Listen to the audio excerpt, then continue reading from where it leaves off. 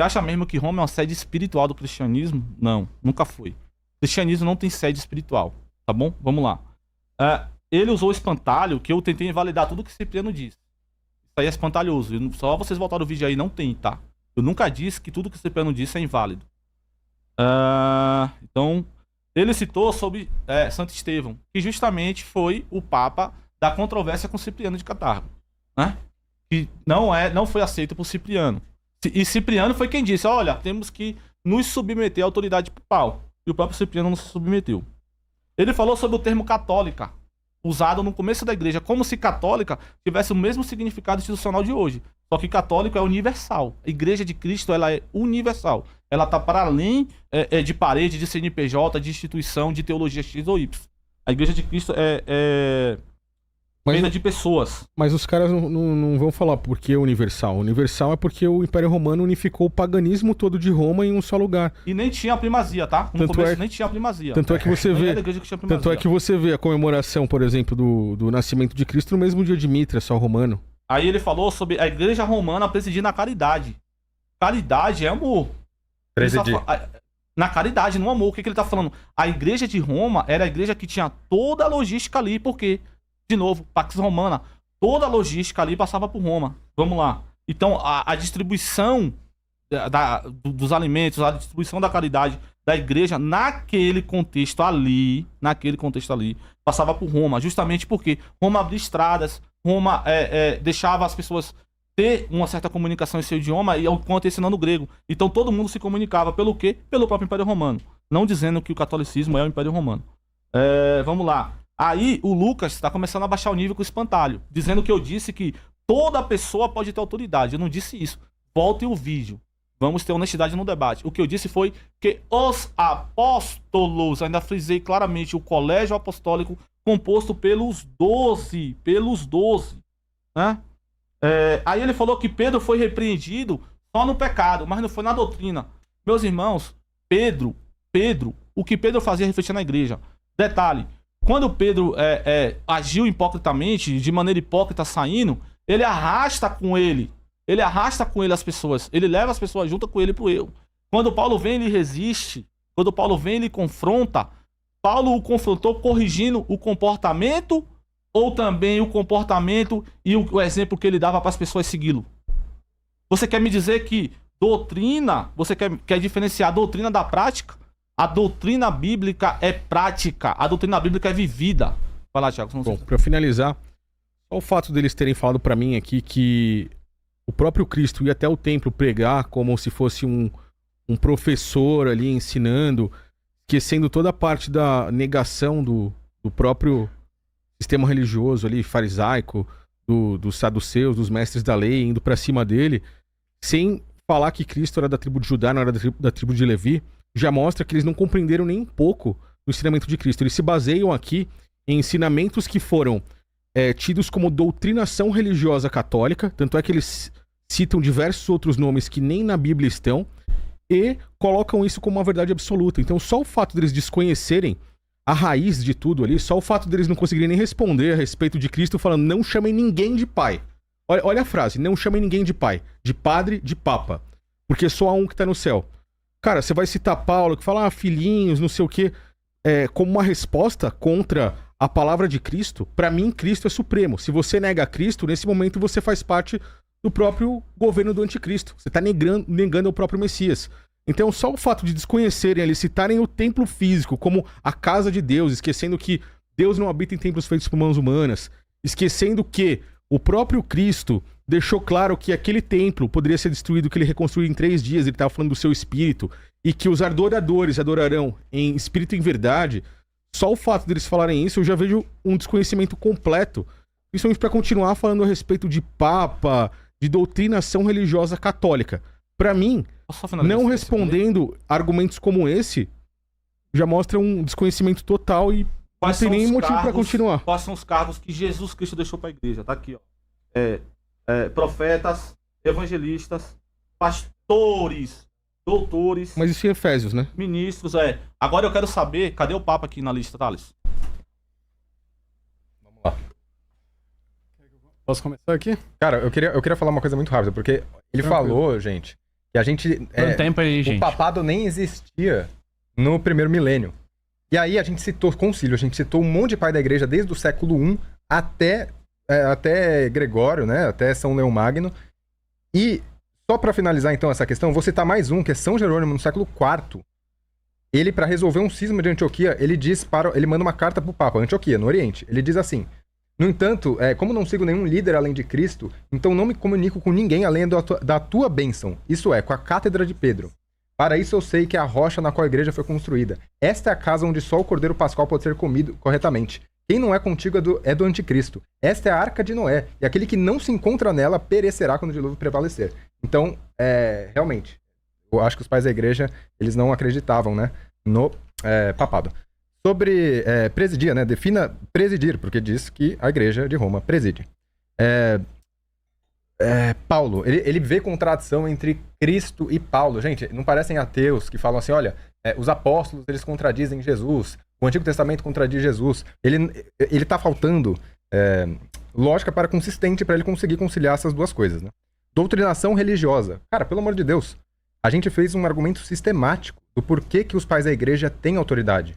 A gente citou a Bíblia, que Tito é ordenado por Paulo e que ele tem autoridade para ensinar e para ordenar. Então, o sucessor de Tito também tem autoridade e assim sucessivamente. É por isso que a gente cita os pais da igreja. Eu prefiro confiar no discípulo de um apóstolo do que no Thiago Lima. Falei. Tá, vamos lá. Vamos por ponto. Primeiro, ele perguntou: você acha que Roma é a sé espiritual do cristianismo? Não sou eu quem acho. Eu já citei que são os pais da igreja que aprenderam com os próprios apóstolos que falam expressamente isso. O próprio Cipriano, que você gostou de citar, ele diz que a igreja romana é a raiz e a matriz da igreja católica. Reclama com São Cipriano de Cartago. Vamos lá. Católica não significa a igreja católica. Ora, conveniente, né, ô Diego? Porque, primeiro, a igreja primitiva já se chamava de igreja católica, já reconhecia a primazia da igreja romana. Eu concluo, portanto, e já tinha também o episcopado monárquico, porque, como eu li aqui pra ti, onde está o bispo, aí está a igreja católica. Então eu concluo que essa igreja era a igreja católica. Além disso, vamos lá, e não pode ser a igreja protestante, porque a igreja protestante rejeita a presidência da igreja romana. Então, além disso, vamos lá. O Tiago disse que Inácio falou que era universal em razão do Império Romano, que era pagão. Só que, Tiago, o que você tem que entender? Santo Inácio de Antioquia, ele era discípulo de São João e ele foi martirizado em Roma pelo próprio Império Romano. Então não tinha por que ele elogiar um império que estava matando ele, que jogou ele literalmente para ser engolido por leões. Então esse argumento, ele não se sustenta. E outra, uma coisa que eu tô vendo é que vocês estão falando que os pais da igreja pré-niceno já eram paganizados. Isso é um absurdo. Vocês têm que explicar, então, quando que essa paganização ocorreu. Ou se já ocorria desde a época dos apóstolos. Quem criou o papado? Vocês têm que responder. Esse ônus é de vocês. Além disso, porque o papado é uma realidade. Quem foi que criou? A gente fala, a gente diz. São Pedro, primeiro papa, e assim sucessivamente, através de uma linhagem ininterrupta. Além disso, vamos lá. O que Pedro fazia? Pedro tinha o ofício de confirmar a fé dos demais apóstolos. Não é o Lucas que está falando isso aqui no século XXI. É a palavra de Nosso Senhor em Lucas 22. Orei por ti, para que a tua fé não falhe, e tu, uma vez convertido, confirma a fé dos demais apóstolos. Eu quero que vocês me citem nas escrituras quem é o outro apóstolo que tem o dever de confirmar a fé de todos os apóstolos. Nenhum, apenas São Pedro. Por fim, eu queria encerrar reiterando as palavras de Irineu de Leão. Todos os fiéis de todos os lugares, isso é, toda a igreja, deve necessariamente estar de acordo com a igreja romana, porque ela detém a principalidade mais poderosa. E isso é um consenso entre os padres gregos e os padres latinos. Sobre a infalibilidade papal que ele falou, essa infalibilidade que decorre de Lucas 22, ela foi reconhecida tanto pela igreja de Constantinopla, pela igreja de Antioquia, de Alexandria, enfim, pelos gregos, através do Sexto Concílio Ecumênico, que aceitou a carta do Papa Agatão, que falava expressamente que, em razão da promessa de Lucas 22, a igreja romana não poderia falhar e permaneceria imaculada até o fim, e que os pontífices apostólicos de Roma, eles vão fazer esse ofício de confirmar a fé dos sucessores dos apóstolos. Lembrando, o Oriente assinou essa fórmula. E por fim, eu só quero citar aqui que o protestantismo, ele é uma inovação. Eles não conseguem nos citar padres da igreja, eles não conseguem trazer os discípulos dos apóstolos. Por quê? Porque justamente eles não têm a doutrina apostólica. Vamos aproveitar e falar o seguinte, tá? Até mesmo pelo horário, passar pra vocês esse final de fala pra gente poder ir pras perguntas da galera, tá? Boa. Tem muito superchat, muito donate. Uma galera, enfim, mandando várias coisas aqui. Pode ser? Pode então, vai, 5 minutos. Vai lá, Diego. Vamos lá. Como as escrituras desmontam essa falsa religião? E aí eu vou ser duro porque eles estão sendo espinhosos comigo, eu tô não ser respeitoso, mas você é pra ser espinhoso, vamos lá. Como as escrituras destroem essa falsa religião? Ó como os caras adulteram o texto bíblico na cara de pau. Ó, ele citou Lucas 21. Ó o que o texto, ele fala que Jesus mandou Pedro confirmar a fé dos apóstolos. Faça um corretivo na sua Bíblia aí e escreve o termo apostoléu no lugar de Apóstolo Adelfos. não é irmão? Adelfos. Apóstolo não é irmão? Se fosse dos apóstolos, ele diria apostoléu e não Adelfos. Ah, é apóstolo não é irmão, Aí, então. esse daqui, o Thales, esse daqui, não sei querer ser pejorativo, esse daqui, o Thales fala assim, depois que Jesus orou, a fé de Pedro é infalível. Que contradição bizarra, porque o mesmo texto que o nosso amigo aqui cita, depois que Jesus orou, que ele vem com essa coisa toda de que, depois que Jesus orou aqui, Jesus fala assim, ó, tu vai me negar 3 vezes, e Pedro negou. Aí ele coloca como se a fé de um apóstolo fosse inabalável. Paulo discordaria disso, porque Paulo diz assim, eu mesmo cuido de mim, para que tendo anunciado aos outros, não fique de fora. Então Paulo sabia que havia o risco até para ele ficava atento, vigilante. Ou você vai me dizer que Paulo não era apóstolo? Pecar e perder a fé? Que Paulo não era apóstolo. Ficar de fora, ele foi muito claro, tendo corrido na hora de alcançar o prêmio máximo. Qual é o prêmio máximo de um cristão? Pedro a deixou. salvação. Quando Pedro nega a Cristo, ele deixou de acreditar em A Cristo. salvação. Só pecou. Gravemente. Calma, gente. Negar a Cristo é só pecar gravemente. Ah, Tá vendo? internamente ele não acreditava mais. O que um católico precisa Ele ficou com fazer, medo. Ele negou por medo, não católico por precisa fazer convicção. pra sustentar Como é a que é? heresia católica. Negar a Cristo é só um pecado grave. Negar a Cristo, meu irmão, é só um pecado. Eu não vou nem continuar. Porque isso daí, acho que até os outros católicos que estão aí no chat vão concordar comigo, cara. Não tem como. Esse aí é uma heresia assim, sem tamanho. Como eu falei, defender doutrinação religiosa vai fazer com que eles possam fazer a reviravolta que for, o balaio de gato que for, pra conseguir entrar numa linha de raciocínio que sustente a ideia deles. Então, quando você não consegue responder coisas que estão na raiz, é como eu citei, eu tô citando o próprio Cristo, eu tô citando ensinamentos de Cristo. Se você não consegue responder e desvia ainda, falando a respeito, já falou do templo e por aí vai, não tem como você seguir. Se você observar a doutrina pra frente ainda disso, por exemplo, o Concílio de Macon, onde os caras instituíram a prática do dízimo como algo praticamente obrigatório ali pros fiéis. Onde já viu Cristo ensinando sobre isso, cara? Onde você vê aquele que disse que de graça dá e de graça recebestes, fazendo com que agora seja obrigado a trazer dinheiro pra sustentar o que eles chamam de casa de Deus. Então, cara, quando você entra em uma linha de raciocínio dessa, defendendo esse tipo de pensamento, é como eu disse e repito, você segue um caminho contra Cristo, um caminho que é anticristo. Então, é a minha opinião final e por mim, Thiago, se você quiser terminar de falar aí, se não por mim, pode ir pras E perguntas. eu velho. perguntei pra eles o seguinte, ó, minha pergunta foi bem clara. Eu mostrei a lista de Efésios, capítulo 4, versículo 18. Você católico, pegue na sua casa aí. Não acredite em minhas palavras, não. Abra sua Bíblia aí. Lá Jesus dá a lista dos cargos eclesiásticos. Não, O que era? e assim, no meu ponto de vista, ô Diego, isso não são nem cargos hierárquicos, cara. Não são cargos. Não entendi.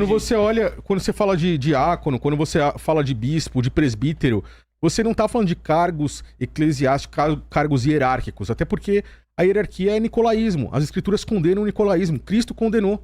Cristo deixou claro que aquele que quer ser o maior, na hora que os discípulos estavam brigando por quem seria ali, né, o líder, o número 1, será o menor. Então, Os apóstolos erravam em repreender igrejas. Deixa eu só terminar aqui. Aí cara, eu pedi pra repreender, corrigir, não é se colocar acima. ele- eu pedi- Ah, não?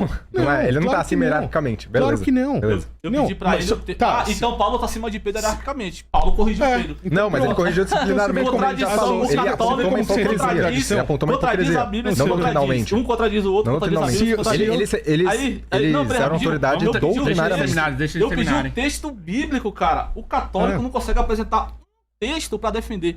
O único que tentou ali foi o menino, foi lá no Velho Testamento, como se o Velho Testamento fosse norma basilar para o culto cristão. Pra isso existem as epístolas que tratam do culto cristão. Mas vamos lá. Eu pedi o versículo bíblico, ele foi lá pro 4º século. E aí eu acho que o Thales, ele se equivocou, não vou dizer que ele fez um espantalho. Ele disse que eu falei que é no primeiro milênio. Eu tava me referindo ao primeiro século. Da era cristã. A gente citou Inácio. Mas, Clemente. mas eu acho que ele se equivocou, primeiro falou de milênio, né? Pode ser, talvez. Falou de milênio equivocadamente. Mas, de Eu não vou todo dizer modo, que o foi- argumento continua o Eu mesmo. não vou dizer que foi um espantalho, tá bom? Mas aí, vamos lá. Vocês percebem o debate todo. Ah, porque João Damasceno, porque Inácio de Loyola. Mas cadê o texto, cara? Cadê a Bíblia? Cadê Então as o que vocês escrituras? fazem? Vocês pegam a Bíblia, faz igual vocês fizeram antes. Fala, ó, ninguém lê mais Bíblia. Vamos escutar o que o Papa fala aqui, É. acabou. Verdade. Não precisa a Bíblia, pô. Certo, nisso eu concordo, hein?